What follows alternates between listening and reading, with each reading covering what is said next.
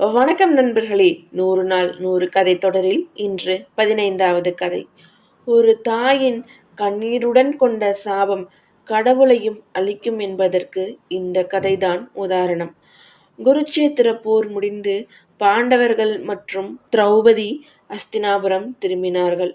அப்போது திருதராஷ்டிரன் மற்றும் காந்தாரி இருவரும் அரண்மனை வாயிலில் நிற்க, பாண்டவர்களும் கிருஷ்ணரும் அவர்கள் அருகில் செல்ல, அவர்கள் வருவதை உணர்ந்த காந்தாரி தன் 100 மகன்கள் மற்றும் தன் மருமகன், தன் பேர குழந்தைகள் என தன் வாரிசுகள் அனைத்தும் இறக்க காரணமானவர்கள் இவர்கள்தான் என கோபத்தின் உச்சியில் உண்மையை மறந்து கிருஷ்ணனை பார்த்து, கிருஷ்ணா, நீ அதிக சக்தி கொண்டவன்.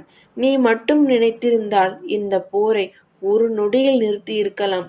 ஆனால் நீ என் குலம் வாரிசுகள் அனைவரும் அழிய காரணமாயிருந்தாய்.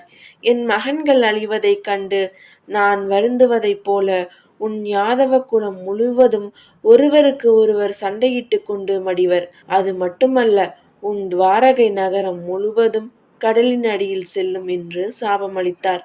அதன்படியே கிருஷ்ணர் கண்முன்னே அவரது யாதவ குலம் ஒருவருக்கு ஒருவர் அடித்து கொண்டு மடிந்தனர்.